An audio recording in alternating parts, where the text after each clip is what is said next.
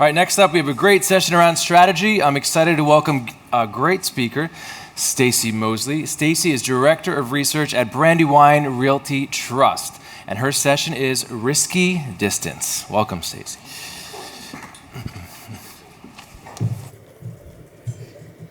All right.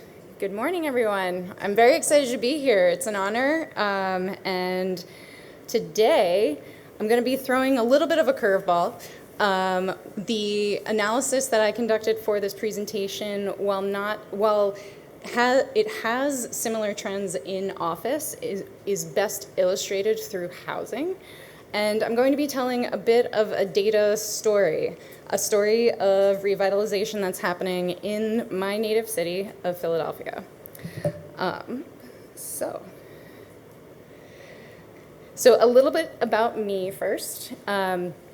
So I went to school at Northwestern for engineering, not having any exposure to real estate, wanting to make sure that I was focusing on building wonderful products that solved people's needs. And a key part was to have them not be thrown in the trash. And I didn't even realize that real estate kind of met all of that criteria. But it wasn't until after working in a technology company during the recession that I discovered the impact that the economic situation was having on Philadelphia. So I became really curious about all of the blight that was happening across the city, of course, generations of disinvestment and suburban flight. And so I probed around and found at the City of Philadelphia's building department a new initiative that was data-centric in trying to tackle this problem from a new angle and really get the owners of these vacant properties to reinvest, especially kind of getting the gears back in running order during the recession to get us out. And I ended up founding my own company, my own tech company, to really help the development community pinpoint these reinvestment opportunities to quickly evaluate them and propel that momentum forward.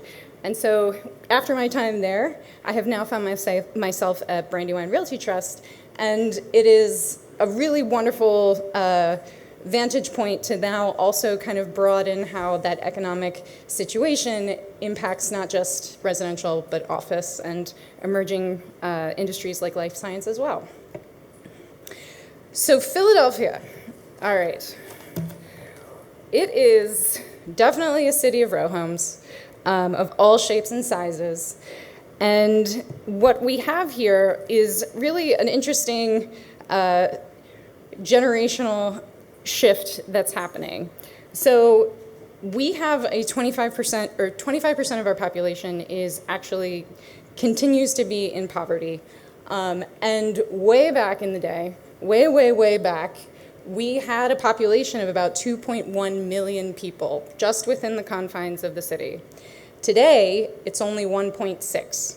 So there were homes for 500,000 more people decades ago, and with no one living there and no one to take care of it, they ended up being torn down.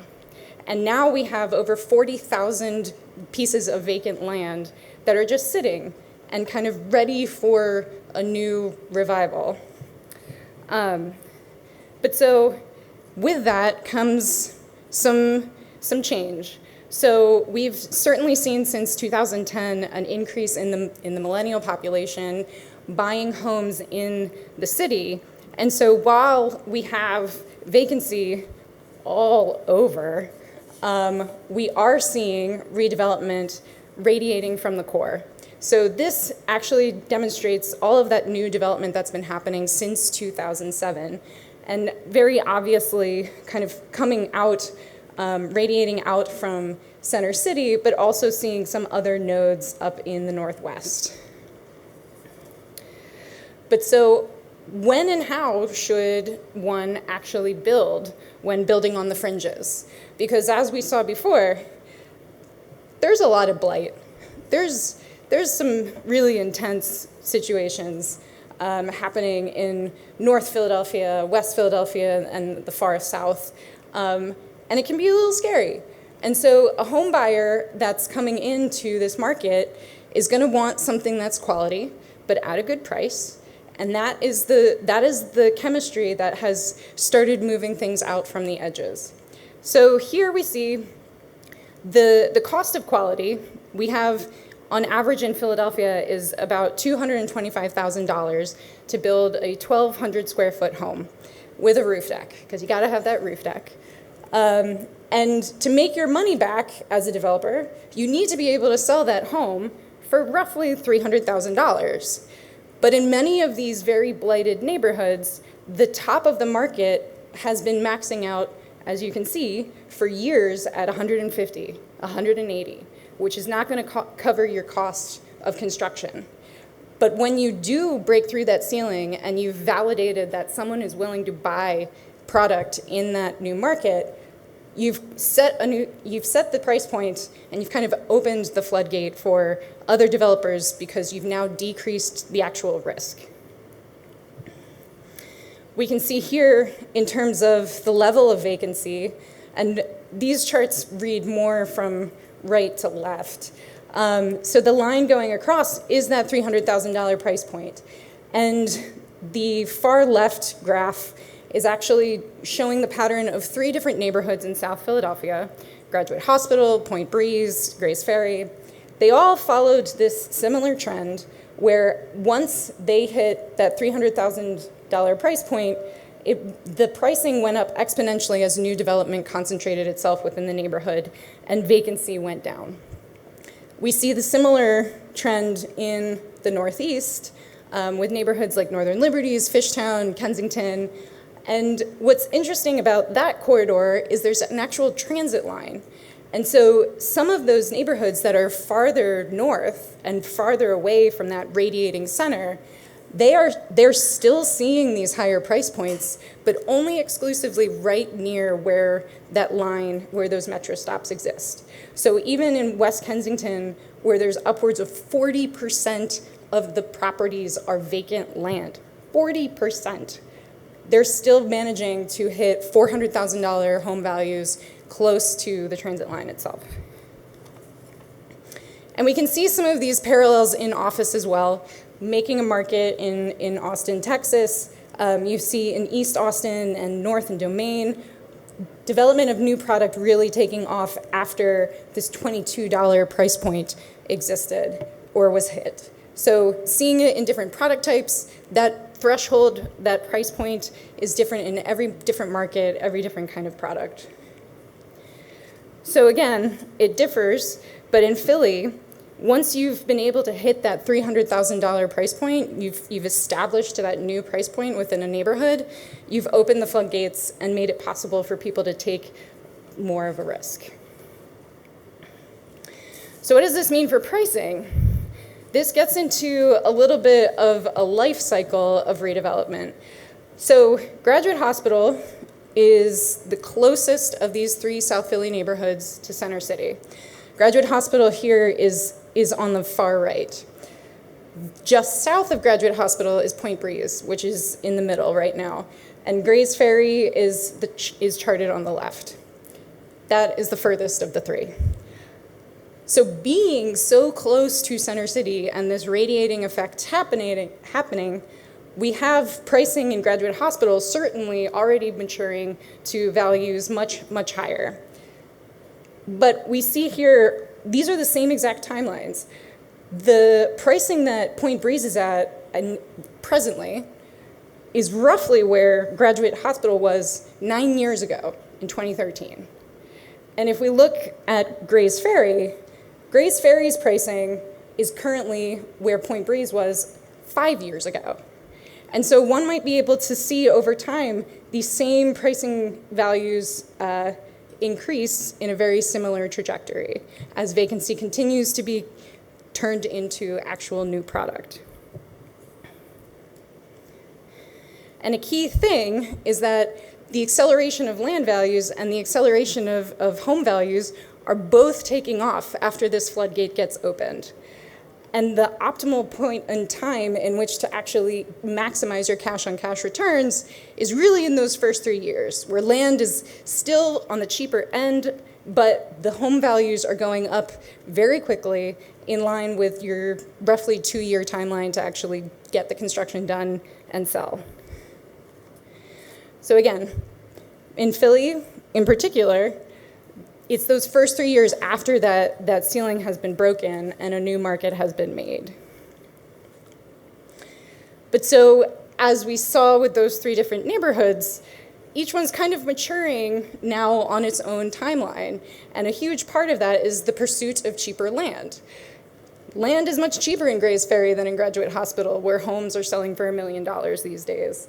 And so here we now are looking at vacancy over time and seeing that similar 9 and 5 year kind of trailing period, the 9-year trailing period between Graduate Hospital and Grays Ferry, and the 5-year trailing period between, the 9-year trailing period between Graduate Hospital and Point Breeze, and the 5-year trailing period between Point Breeze and Grays Ferry.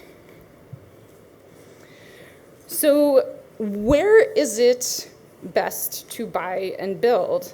And how close do you want to be to other new development sites?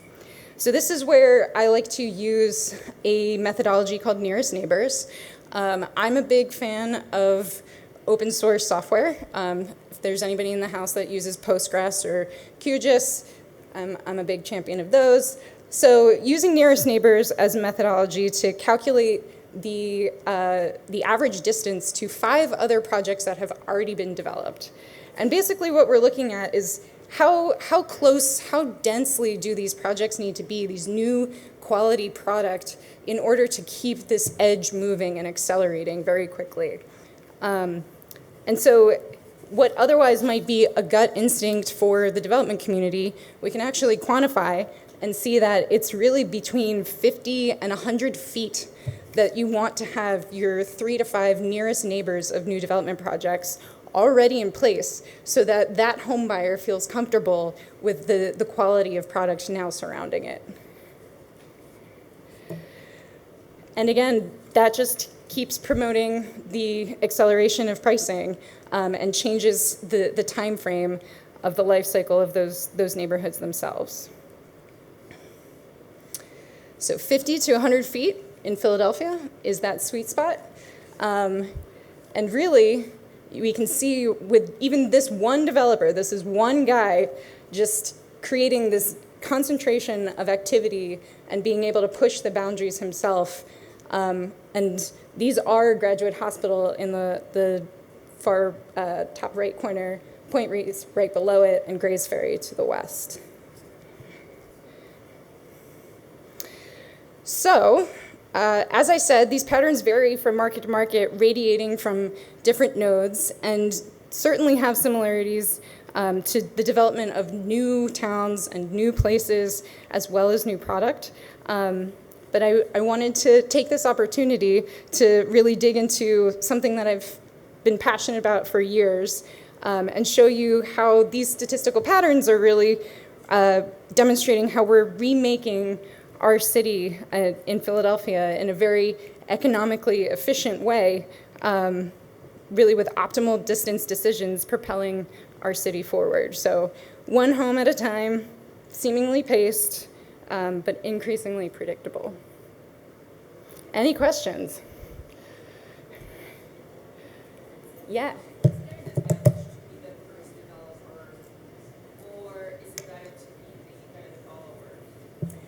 So I feel like that depends on your risk appetite as a developer.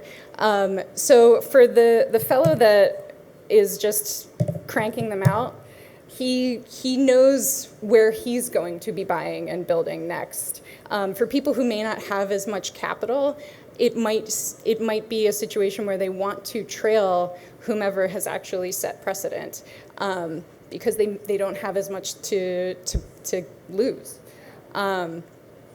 So yeah. Other questions? All right.